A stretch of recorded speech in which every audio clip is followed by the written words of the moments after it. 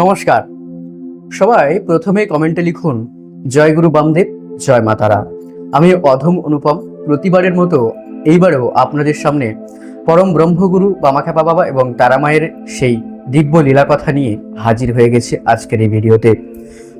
আজকের এই ভিডিওতে আমরা জানবো তারাপীঠের মহাসাধক পরম ব্রহ্মগুরু বামাখ্যাপা বাবার সম্পর্কে সুন্দর দিব্য কথা। তো যারা আমাদের এই চ্যানেলে নতুন বা যারা এখন আমাদের এই চ্যানেলটি সাবস্ক্রাইব করেননি, তারা এখনই চ্যানেলটি সাবস্ক্রাইব করে রাখুন। কারণ যারা পরম ব্রহ্মগুরু বামদেব বাবাকে ভালোবাসেন, যারা আনন্দময়ী বড় মাকে ভালোবাসেন, তাদের কাছে knowledge Bangla world YouTube channel সেই অনেকদিন আগের থেকেই বড্ড প্রাণের প্রিয়।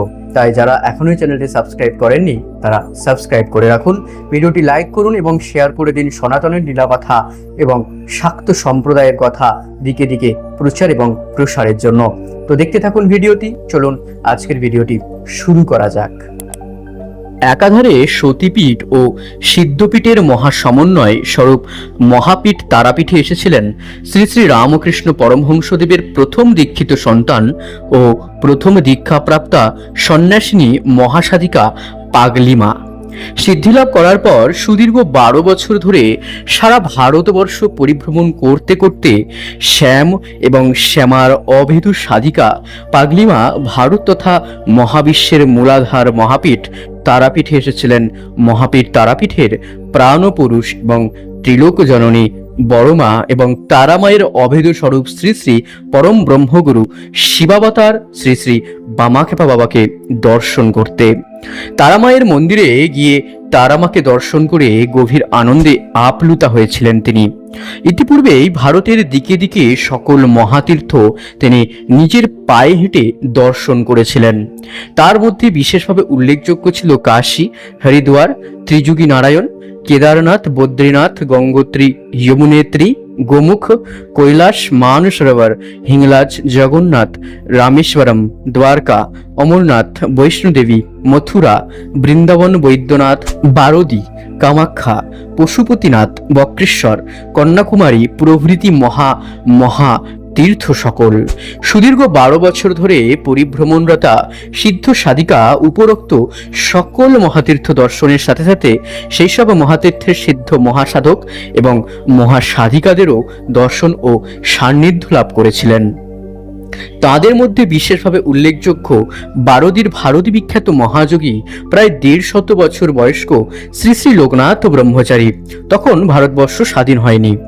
হরিদ্বারের মহাযোগী শ্রী শ্রী ভোলানন্দ গিরি মহারাজ, বৃন্দাবনের শ্রী শ্রী রামদাস কাঠিয়া বাবা, দেওঘরের মহাযোগী বালানন্দ ব্রহ্মচারী, কাশীর 2 শতাধিক বছরের ভারত বিখ্যাত মহাযোগী শ্রী শ্রী তৈলঙ্গনাথ স্বামী ও কাশীর কাঠিয়া বাবা ও দেওঘরের মহাযোগী বালানন্দ ব্রহ্মচারী, কাশীর সর্বজন শ্রদ্ধেয় সিদ্ধ মহাত্মা ভাস্করানন্দ সরস্বতী, পুরীর ভারত বিখ্যাত মহাযোগী ও শ্রী রামকৃষ্ণ পরমহংসদেবের বৈদান্তিক গুরু 175 বছরের প্রবীণ মহাপুরুষ মহাত্মা তোতাপুরী মহারাজ এবং দক্ষিণবঙ্গের সিদ্ধ মহাসাধিকা যোগেশ্বরী মা প্রভৃতিগণ।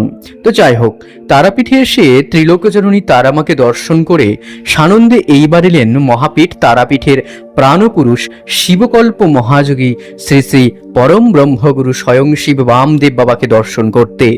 মহাভয়ঙ্কর মহাশ্মশানের প্রাণ কেন্দ্র তারামায়ের শিব পাদপদ্মের অদূরে মহাকায় মহাযোগী শ্রী শ্রী বামাখ্যাপা বাবা বসে আছেন। তার শ্যামবর্ণা বিশাল ভৈরব মূর্তি, তার সামনে করজোড়ে কয়েকজন গ্রামবাসী বসে রয়েছেন। উত্তরকালে এই প্রসঙ্গে শ্রী শ্রী রামকৃষ্ণ দেবের প্রথম দীক্ষিতা সন্তান ও সন্ন্যাসিনী মহাসিদ্ধ সাধিকা পাগলিমা বলেছিলেন, একবার তারাপীঠে সাধক বামাখ্যাপাকে দেখি বসে আছেন। একটি বড় মাটির হাঁড়ি ঝিনুক ভর্তি দর্শনার্থী চারিদিকে বসে রয়েছে। তাদের একজনকে বলছেন, তোর কি চায়, টাকা নিবি? বলে ঝিনুক 2 হাতে তুলে দেখাচ্ছেন। সকলে এটা ওটা চাইছে, কারো চাকরি বা কারো ব্যাধি, কারো শান্তি ইত্যাদি। এক করে সকলে উঠে গেল।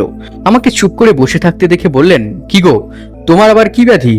বললাম, ভবব্যাধি। তখন আমাকে সঙ্গে করে নিয়ে এক গাছতলায় সন্ধ্যায় বসিয়ে রেখে চলে গিয়েছিলেন তিনি। সারা রাত ধরে বসে আছি। ভোরের দিকে এসে মাথায় হাত বুলাতে লাগলেন। সে কি অপূর্ব শান্তি ও আনন্দ!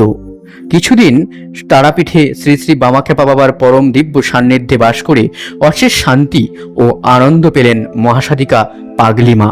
তারপর একদিন মন্দিরে গিয়ে তারামাকে সভক্তিপূর্ণ হৃদয়ে প্রণাম করে মহাশ্মশানে এলেন মহাসাধিকা পাগলিমা। তারাপীঠ মহাশ্মশানের প্রাণপুরুষ শিবাবতার শ্রী শ্রী বামাখ্যাপা বাবা তারামায়ের শ্রী পাদপদ্মের সামনে আপন মনে বসে আছেন। পাগলিমা সশ্রদ্ধ চিত্তে প্রণাম করলেন শ্রী শ্রী বামাখ্যাপা বাবাকে এবং তারাপীঠ থেকে বিদায় নেওয়ার অনুমতি প্রার্থনা করলেন। অন্তর্যামী পরম ব্রহ্মগুরু শ্রী শ্রী বামাখ্যাপা বাবা জানতেন শ্রী শ্রী রামকৃষ্ণ পরমহংসদেবের এই প্রথম দীক্ষিত সন্তান মহাসাধিকা পাগলিমায়ের আসন্ন দিব্য মহাজীবনের বিশাল বৈচিত্র্যময় সাধনা ও পরিব্রাজনার কথা। তাই তিনি সানন্দে দুই হাত তুলে আশীর্বাদ করে অনুমতি দিয়েছিলেন সেদিন পাগলিমাকে। পরম শান্তি ও অনবিল আনন্দ নিয়ে পাগলিমা সেই দিন তারাপীঠ থেকে পরিব্রাজনার পথে পুনরায় রওনা দিয়েছিলেন। তো বন্ধুরা, আজকের এই ভিডিওটি এই পর্যন্তই। কেমন লাগলো আপনাদের এই সিদ্ধ সাধিকা এবং শ্রী শ্রী ব্রহ্মগুরু বামাখ্যাপা বাবার দিব্য দর্শনের কথা জেনে তা কিন্তু নিচে কমেন্টে জানাতে একদমই ভুলবেন না। এই ভিডিওটি যদি আপনার অন্তর একটু স্পর্শ করে থাকে বা পরম ব্রহ্মগুরু বামাখ্যাপা বাবা এবং তারামায়ের লীলা কথা যদি আপনার ভালো লেগে থাকে, তাহলে এখনই এই ভিডিওটি লাইক করুন এবং শেয়ার করুন ভক্ত হৃদয়ের মানুষের জানার জন্য। চ্যানেলটি সাবস্ক্রাইব করে সাথে থাকুন আরও সব নতুন নতুন ভিডিও এবং পরম ব্রহ্মগুরু বামাখ্যাপা বাবার লীলা কথা ও তারামা তন্ত্র কথা জানতে সব থেকে আগে এই চ্যানেলটি এখনই সাবস্ক্রাইব করে রাখুন। তো দেখা হচ্ছে পরের ভিডিওতে আবারও কোনো এক পরম ব্রহ্মগুরু বামাখ্যাপা বাবার লীলা কথা বা যে কোনো রকমের ভিডিও যেটা আমাদের এই চ্যানেলের টপিক সেই ভিডিও নিয়ে। ততক্ষণ সবাই তারামা এবং শ্রী গুরু বামদেবের নাম করে যান। সবাই ভালো থাকুন এই কামনা করে আজকের ভিডিও শেষ করছি। সবাইকে জানাই হৃদয় ভরা ভালোবাসা এবং ধন্যবাদ।